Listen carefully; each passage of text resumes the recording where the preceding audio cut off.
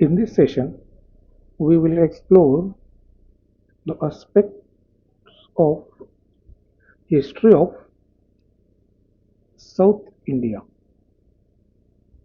Till date,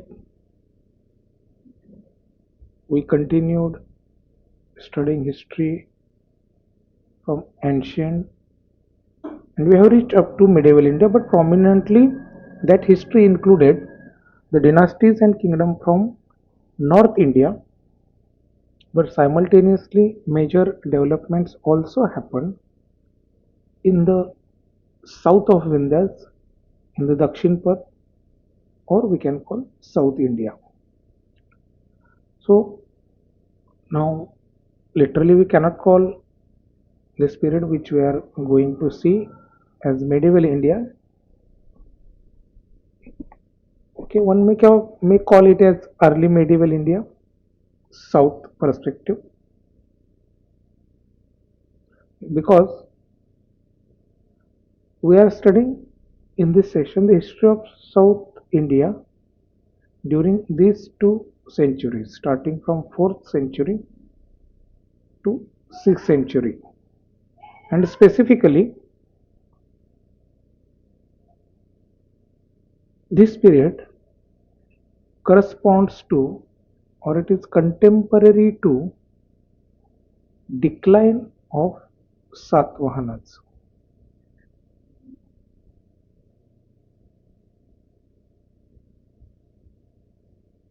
okay, ही timeline आपण बघितलेली आहे की गुप्ता एम्पायर नंतर साऊथच्या रिजन मध्ये सातवाहनास continued. After decline of Satavahanas, this region saw emergence of many dynasties such as Ikshvakus of Andhras or Andhra Ikshvaku, then Avira dynasty, Kadamba dynasty, early Chalukyas of Badami or Vatapi, Chalukyas of Vengi, Pallavas, and many other small dynasties. So, for more or less some of these dynasties were contemporary, समकालीन होत्या यातल्या काही आणि काही एकमेकाला succeed झाल्या. So for this period we will be studying these dynasties in a bit detail. Okay, जितका इतिहास नॉर्थ इंडियाचा इम्पॉर्टंट आहे एन्शियंट मेडिवल मध्ये, तितकाच साऊथ इंडियाचा सुद्धा इम्पॉर्टंट आहे from exam point of view. So we'll first begin our study with this dynasty, Ikshvakus of Andhra.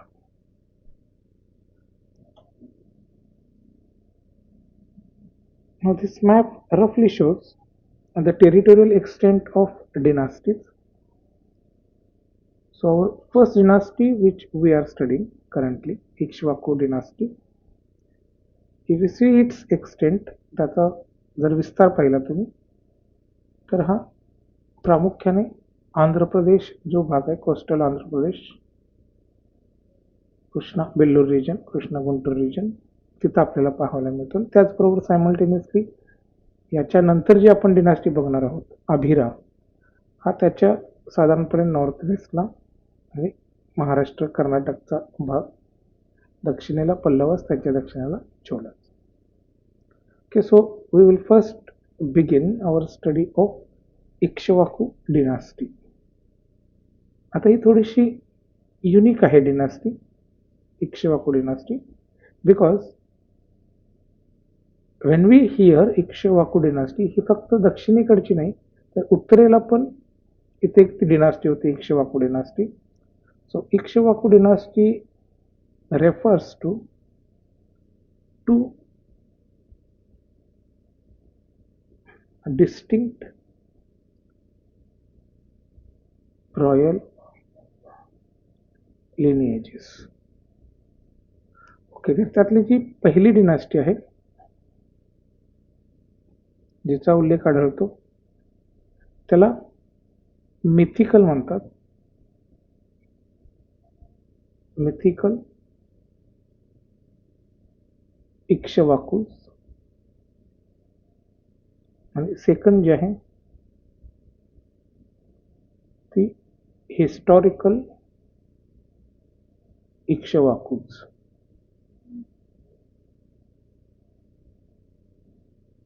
की आता मिथिकल इक्ष्वाकूज आणि historical Ikshvakus, what is the difference?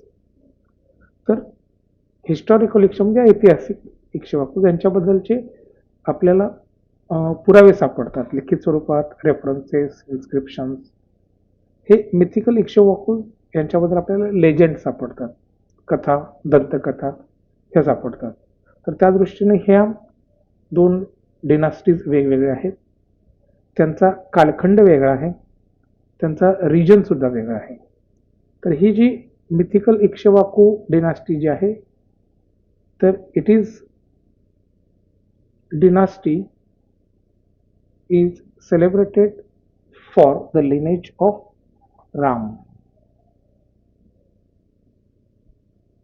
Ram ही जी देवता आहे तर त्या देवतेचा राजवंश हा मिथिकल इक्ष्वाकू असा गणला जातो.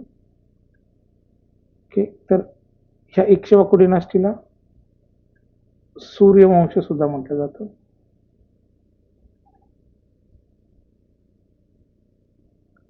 राम हा सूर्यवंशी होता, सूर्यवंश, सोलर डिनास्टी.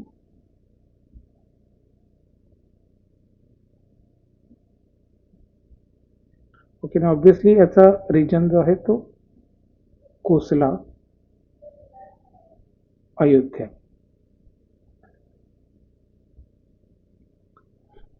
ओके, त्यामुळं रामाचा राजवंश हा इक्ष्वाकूच मानलेला आहे. याचे रेफरन्सेस आपल्याला सोर्सेसमध्ये मिळतात, बऱ्याचशा मिथिकल सोर्सेसमध्ये.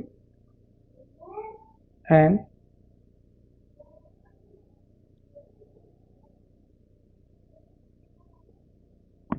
ह्या लिनेजला, इक्ष्वाकूंच्या लिनेजला इतर सुद्धा महत्त्वाचे राजे जोडले जातात. म्हणजे स्वतः हे इक्ष्वाकू नाव कशावरून पडलं, तर याचा जो फाउंडर होता तो इक्ष्वाकू मानला जातो, राजा इक्ष्वाकू. आणि दंतकथेनुसार हा इक्ष्वाकू म्हणजे पहिला मनुष्य जो मनू आहे त्याचा मोठा मुलगा, त्यानं राज्य स्थापन केलं इक्ष्वाकू डिनास्टीचं. तर हे तिन्ही रिलिजनमध्ये ह्याचे रेफरन्सेस सापडतात. हिंदुइझममध्ये किंवा ब्राह्मणिक रिलिजनमध्ये हा असा रेफरन्स सांगितला जातो, मनूचा मुलगा इक्ष्वाकू त्यानं स्थापन केलं, त्याची राजवट आहे ती सूर्यवंशी राजवट. आणि त्याच्यातून हे बरे बाकीचे राम, हरिश्चंद्र, दशरथ, भगीरथ हे सगळे राजे ह्या डिनास्टीचे आहेत अशी मान्यता आहे. त्याचबरोबर जैन लिटरेचरमध्ये सुद्धा इक्ष्वाकू डिनास्टीचा रेफरन्स आहे. In fact the first tirthankar, Jain धर्माचे जे फर्स्ट तीर्थंकर आहे Rishabhanath, he is considered Ikshvaku. त्या ऋषभनाथालाच इक्ष्वाकू म्हटलेलं आहे. So Jain believe that Ikshvaku dynasty was established by first Tirthankar, Rishabhnath or Ikshvaku. And in fact, many of the 24 Tirthankars are aligned to this lineage. म्हणजे 24 तीर्थंकरांपैकी बरेचसे तीर्थंकर जे आहेत ते ह्या लिनेजमध्ये, ह्या वंशातले, सूर्यवंशातले आहेत असे उल्लेख आपल्याला जैन लिटरेचरमध्ये सापडतात. आणि बुद्धिस्ट लिटरेचरमध्ये सुद्धा आपल्याला रेफरन्स सापडतात. काही सोर्सेसमध्ये बुद्धाची लिनेज सुद्धा इक्ष्वाकू सांगितलेले आहे. ओके, एक्झॅक्टली आपल्याला फिगर आउट करता येणार नाही, की कारण हे दंतकथा आहेत, इट इज मिथिकल, त्यामुळे फक्त आपण माहिती घ्यायची, सत्यता तपासून पडताळून घेण्याचा हा इश्यू नाही आहे. So this is a description of Ikshvaku dynasty. Okay, आता actually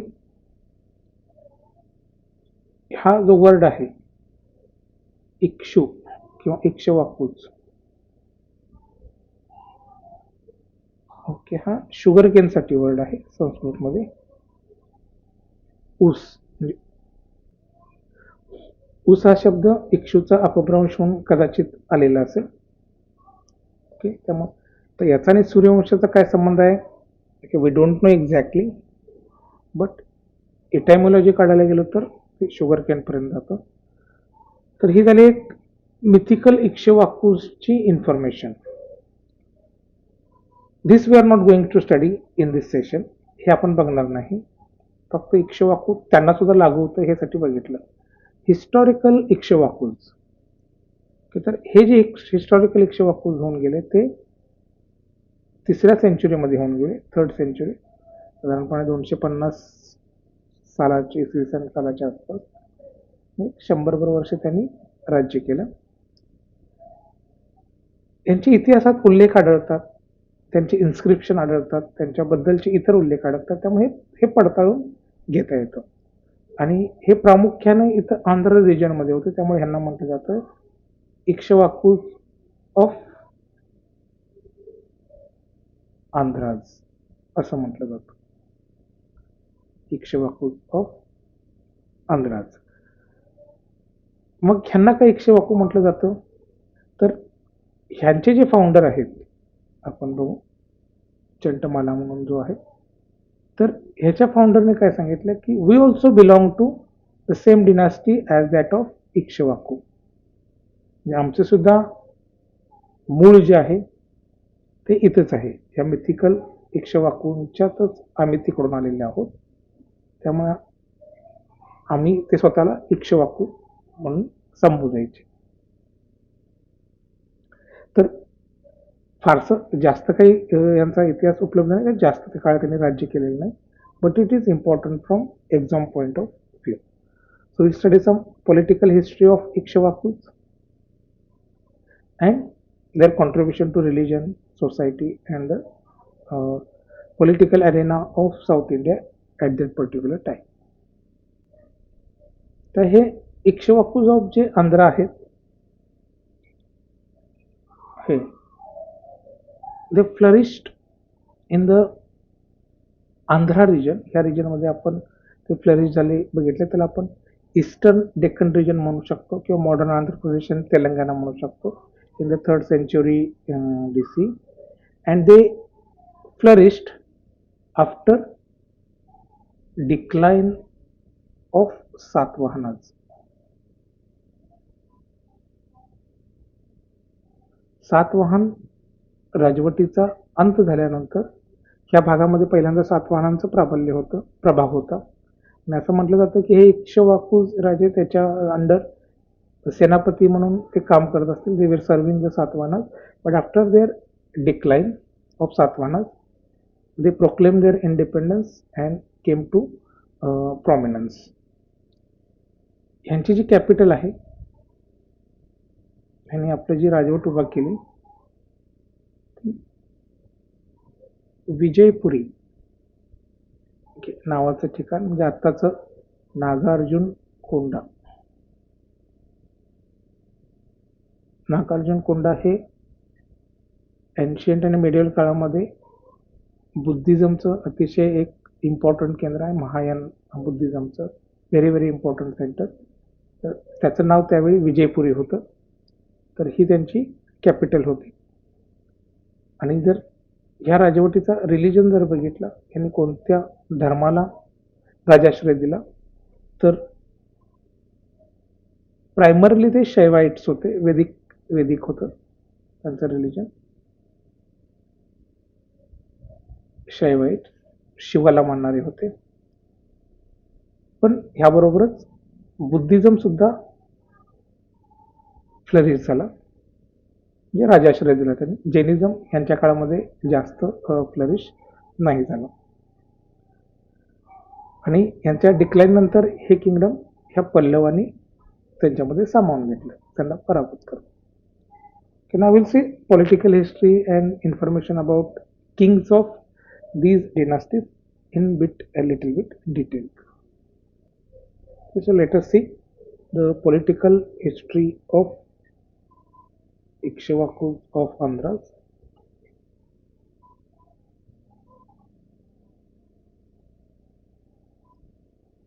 Okay, one important fact: this dynasty is also known as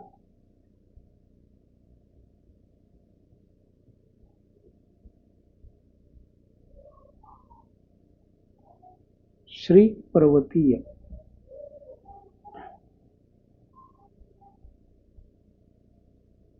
Shri Parvatiya dynasty in some inscriptions and Puranas also. तर मग एक इम्पॉर्टंट क्वेश्चन होऊ शकतो, कोणत्या राजवटीला श्री पर्वतीय राजवट असं सुद्धा नाव होतं, तर ते अंद्राज ऑफ इक्ष्वाकू. तिथे थोडीफार यांची पॉलिटिकल हिस्ट्री बघू. Political history of Ikshvaku. कोणकोणते राजे होऊन गेले.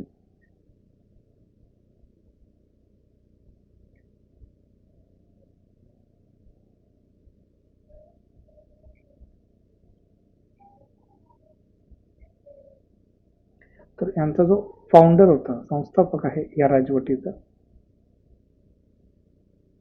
त्या राजाचं नाव आहे चंटमुला द फर्स्ट. ते साधारणपणे 248 सीई किंवा 250 सीईच्या आसपास त्यानं ह्या इक्ष्वाकू राज्याची स्थापना केली. and he performed Vedic rites. त्यानं वैदिक कर्मकांड केलं, त्यातलंच त्यानं अश्वमेध यज्ञ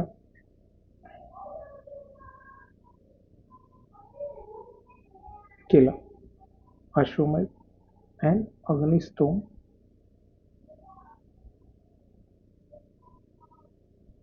sacrifices. So this shows that this dynasty was following primarily Vedic religion, Brahminical religion, and he asserted independence after Satavahana decline. असं म्हटलं जातं की हा सातवाहनांच्या मध्ये सर्व्हिसमध्ये होता, पण ते वीक झाल्यानंतर एम्पायर यानं स्वतःचं राज्य स्थापन केलं. आता हा चंटमुला कधी कधी हे CHच्या ऐवजी यस सुद्धा येतं. संतमुला किंवा संतमुला कोणतेही आलं तर ते या इक्ष्वाकू डिनास्टीच्या फाउंडरशी संबंधित घ्यायचं. आता हा फाउंडर सोडून महत्वाचे इतर की रूलर्स कोणते होते, इतर महत्वाचे राजे, त्यातला एक पहिला होता तो म्हणजे वाशिष्ठी पुत्र. जसं सातवाहन आहे आपल्या मातेचं नाव घ्यायचे, तसे हे सुद्धा घ्यायचे. वाशिष्ठी पुत्र श्री चंटमुला. याला कधी कधी चंतमुला द सेकंड असं सुद्धा म्हटलं जातं. हा याचा मुलगा नव्हता, हा त्याच्यानंतर बऱ्याच गॅप आला. तर ही कंटिन्यूड कन्सॉलिडेशन,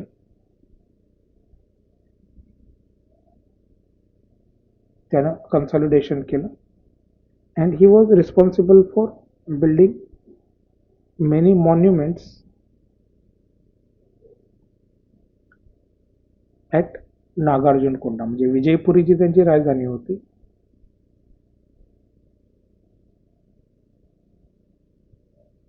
नागार्जुन. तर नागार्जुनकोंडा का, नागार्जुन हा एक बुद्धिस्ट फिलॉसॉफर होता एन्शंट काळामध्ये, सातवाहनांच्या काळामध्ये तो होता. तो इथं राहत होता आणि त्यानं महायान बुद्धिझमची स्थापना इथंच केली. स्थापना म्हणण्यापेक्षा फ्लरिश त्याच्या याच्यात झालं, अंडर झालं. ओके, त्यामुळे त्या रिजन त्या ह्याला ठिकाणाला नागार्जुन कोंडा सुद्धा असं म्हटलं जातं. त्यानंतरचा एक राजा होता वीर पुरुषदत्त.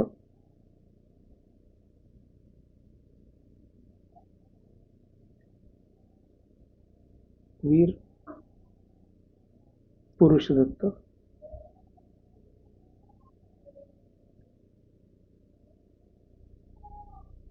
ओके, यांना सुद्धा हा एक यांचा इम्पॉर्टंट रोल होता. यांना सुद्धा एक्सपान्शन केलं थोडंफार.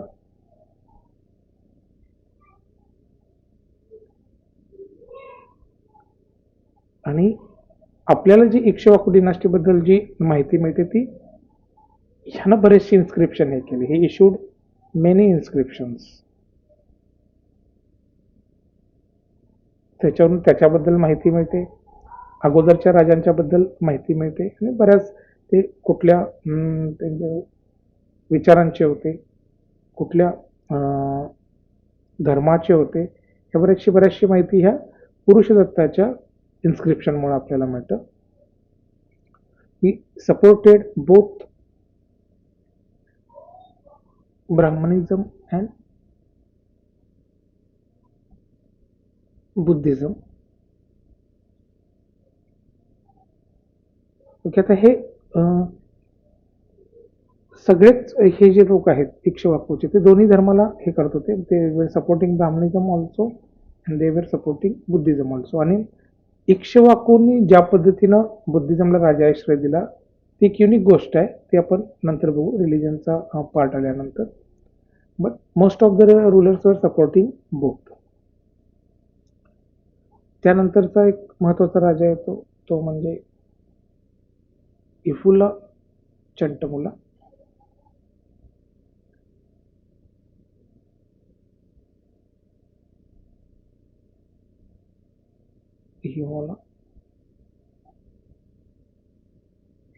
आता ही सगळी नावं लक्षात ठेवावी लागणार आहेत का, तर नाही. एवढं डिटेलमध्ये जास्त वेळ मिळाला तरी लक्षात ठेवा. फक्त काय लक्षात ठेवायचं, पहिल्या पार्टमध्ये मी जे सांगितलं इक्ष्वाकू 2 आहेत, एक अयोध्येचे आणि एक आंध्राचे. ते सातवाहनांच्या नंतर आले, ही एक गोष्ट लक्षात ठेवायची. ते कोणत्या रिजनमध्ये आले, आंध्र प्रदेशच्या रिजनमध्ये आले, हे एक लक्षात ठेवायचं. आणि ही अशी नावं ठेवायची. संतमुला किंवा चंटमुला हे नावं फक्त इक्ष्वाकूमध्येच येतात, दुसरीकडे कुठे येत नाहीत. तर असा प्रश्न जर आला की हे राजे कोणत्या डिनास्टीशी असोसिएट होते, तर तेवढ्या पुरतं लक्षात ठेवायचं. प्रत्येक इंडिव्हिज्युअल राजानं काय केलं त्याच्याबद्दल जास्त माहिती पाठ करायची आवश्यकता नाही. नागार्जुन कोंडा कुठल्या डिनास्टीशी संबंधित आहे, तर ते इक्ष्वाकूशीच आहे. अशा गोष्टी फक्त लक्षात ठेवायच्या.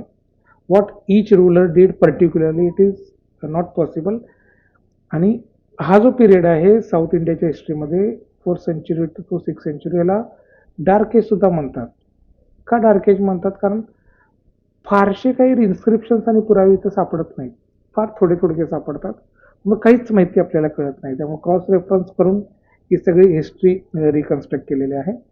त्यामुळे काही युनिक गोष्टी असतील तेवढ्याच फक्त लक्षात ठेवायच्या. But as a part of study I am telling you all this names of this Kings.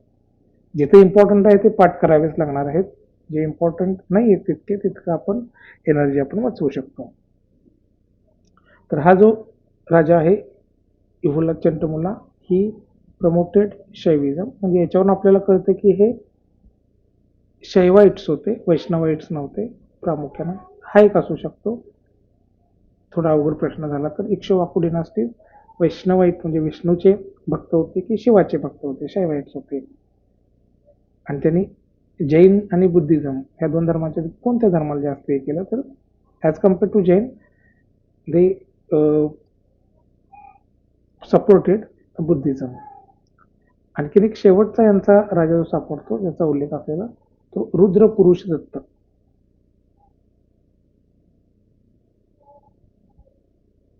Rudra पुरुष दत्त शिवाचा आहे ते म्हणजे रुद्र त्यांनी लावून घेतला असणार. त्याच्या बाबतीत एवढं लक्षात ठेवा की he is last non ruler. याला पल्लवांनी पराभूत केलं, पल्लवा किंगडमने, आणि ह्या राजवटीचा ताबा घेतला. तर ही नावं लक्षात ठेवा: चंटमुला, पुरुषदत्त, ही याच्याशी निगडीत आहेत, इक्ष्वाकू डिनास्टीशी निगडीत आहेत. आता रिलिजन आणि कल्चरचं जर बघितलं तुम्ही तर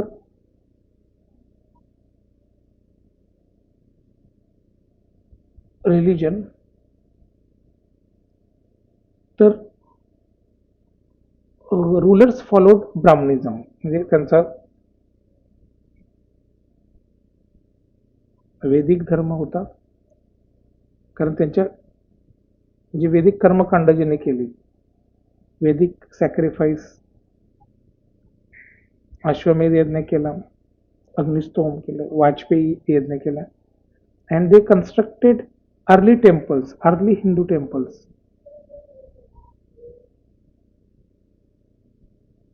अर्ली हिंदू टेम्पल्स म्हणजे ह्या काळामध्ये मंदिरांची बांधण्याची सुरुवात झाली. आपण कुठल्या काळात 3ऱ्या सेंचुरीचा आपण विचार करतोय साऊथ इंडियामध्ये. आणि जरी हे शायवाइट्स असतील तरी शिवा,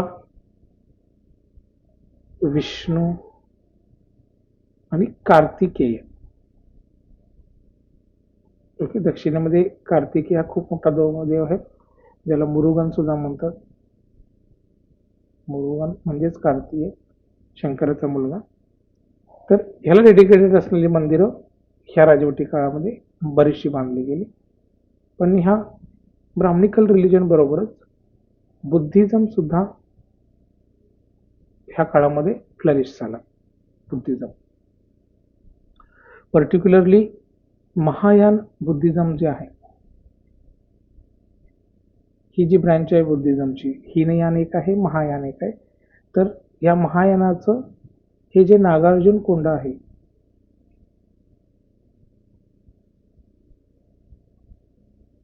हे एक मेजर सेंटर बनलं.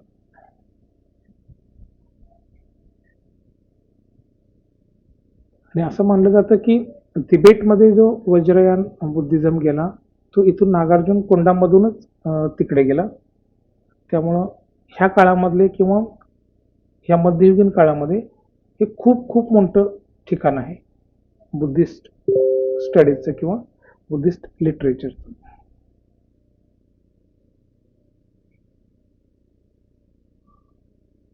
आता ह्यात एक युनिक गोष्ट काय आहे, ह्यांचं जे पॅट्रोनेज बुद्धिझमला आहे त्यातलं सगळ्यात महत्वाचं गोष्ट म्हणजे this patronage of Buddhism was given by royal ladies. म्हणजे क्वीन्स जे आहेत अँड प्रिन्सेसेस, ओके, ह्यांनी प्रचंड प्रमाणात बुद्धिझमला पॅट्रोनेज दिला. म्हणजे हे एक युनिक गोष्ट आहे. राजे लोक आहेत ते ब्राह्मणिझमला पॅट्रोनेज देत होते आणि क्वीन्स आणि प्रिन्सेस, राजकन्या आणि ज्या राणी आहेत त्या बुद्धिझमला पॅट्रोनेज द्यायचं. हे इन्स्क्रिप्शनवर सापडतं की या रॉयल लेडीजनी स्तूपास बांधले, डोनेशन दिले बुद्धिझमला. त्यामुळे ही एक युनिक गोष्ट आहे. याच्या बाबतीत क्वेश्चन होऊ शकतो, मंक्सना डोनेशन दिले. अशी कोणती राजवट आहे की त्या राजवटीचे पुरुष हे ब्राह्मणिक रिलिजन फॉलो करत होते आणि स्त्रिया ज्या आहेत त्या बुद्धिझमला फॉलो करत होत्या किंवा त्याला पॅट्रोनेज देत होत्या. तर अशी ही युनिक डिनास्टी इक्ष्वाकू डिनास्टी आहे, हे तेवढं लक्षात ठेवायचं. जैनिझमच्या बाबतीत बघितलं तर लिमिटेड पॅट्रोनेज आहे. आपण बघितलं की इक्ष्वाकूज हे जैनिझम खूप व्हेहेमेंटली क्लेम करतात की ऋषभनाथ हे इक्ष्वाकूच होते आणि तीर्थंकर हे सगळे इक्ष्वाकू डिनास्टीचे होते. बट म्हणजे हे असं उलट आहे. ते जे आहेत इक्ष्वाकू डिनास्टी ती मिथिकल इक्ष्वाकू डिनास्टी. पण असं वरवर आपल्याला वाटण्याची शक्यता आहे की जैनिझमला याने पॅट्रोनेज दिला असेल as compared to Buddhism, but limited patronage. काही आपल्याला जास्त जैन सोर्सेस सापडत नाहीत. जैन टेक्स्टमध्ये सुद्धा याचा उल्लेख नाही जास्त हिस्टॉरिकल इक्ष्वाकूंचा. तो लिमिटेड पॅट्रोनेज. आर्ट आणि आर्किटेक्चरच्या बाबतीत जर बघितलं आपण ह्या डिनास्टीचं कॉन्ट्रीब्युशन, तर they continued the art and architecture style of Satavahanas. Continue सातवाहनाच्या काळामध्ये अमरावती जी स्कूल होती याची आर्ट अँड आर्किटेक्चरची, त्यांनी कंटिन्यू केली. Many stupas with ayaka pillars. आता ही गोष्ट लक्षात ठेवायची, आयका पिलर्स असलेले स्तूप आपल्याला नागार्जुन कोंडामध्ये किंवा इक्ष्वाकू डिनास्टीमध्येच आपल्याला बघायला सापडतात. म्हणजे हे आयका स्तूप हे म्हणजे काय आहे, तर स्तूपाच्या भोवती एक 5 हे असतात कार्डिनल डायरेक्शनमध्ये. म्हणजे हा जर स्तूप असेल तर इथे एक पिलर उभा केलेला असतो, इथे एक उभा केलेला असतो, इथे एक केलेला असतो, इथे एक केलेला असतो आणि सेंटरला एक असतो. तर असे हे 5 पिलर कार्डिनल डायरेक्शन्स, कार्डिनल 4 मूलभूत दिशांना उभं केलेल्या स्तूपांची रचना फक्त इथं मिळते. आयका पिलर, हे यांना आयका पिलर्स म्हणतात. तर ही स्तूप जे आहेत ते नागार्जुन कोंडामध्ये आपल्याला पाहायला मिळतात. बाकी यांचा कार्यकाल फक्त 100 वर्षांचाच होता. ऍडमिनिस्ट्रेशन जर बघितलं तर किंग आहे हा सुप्रीम अथॉरिटी होता. त्याला असिस्ट करणारे महासेनापती, महारथी, अमात्य हे आहेत. ब्राह्मण आणि बुद्धिस्ट मंक्सना दानपत्र दिलेली, दानं दिलेली आपल्याला भरपूर आपल्याला त्याचे रेफरन्सेस पाहायला मिळतात. रेव्हेन्यू सिस्टीम बऱ्याच अंशी सातवाहनांचंच यांनी कंटिन्यू केलं. टेरिटोरियल एक्सटेंट तेलंगणा, कर्नाटका, कृष्णा खोरे हा आहे.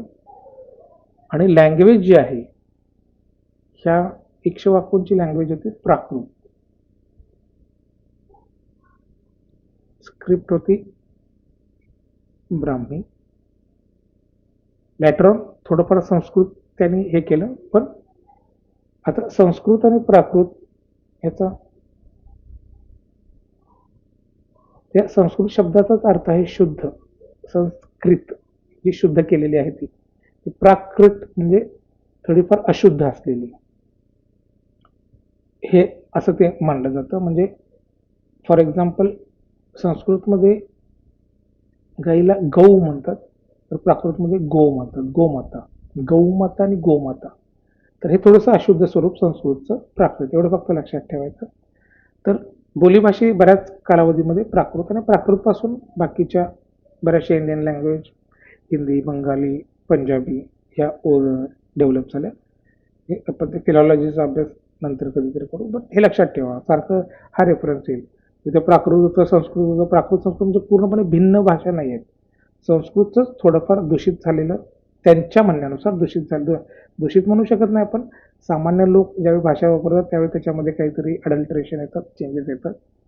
तर संस्कृत आणि प्राकृतमध्ये तोच फरक आहे. म्हणजे पुण्याची भाषा आणि कोल्हापूरची भाषा, तर पुणे जर आपण शुद्ध मराठी म्हटलं तर कोल्हापूर अशुद्धच मराठी म्हणू शकत नाही, तर त्याचा एक डायलेक्टचा पार्ट म्हणू शकतो. हे उदाहरण दाखवायला एक्झॅक्टली पुणे मराठी, पुणे कोल्हापूर सारखं संस्कृत प्राकृतमध्ये फरक नाही आहे. की तो this was one very important dynasty, Ikshvaku dynasty. This is the first dynasty of South India for our selected time frame. Now let us see the next dynasty, which is Abhira dynasty.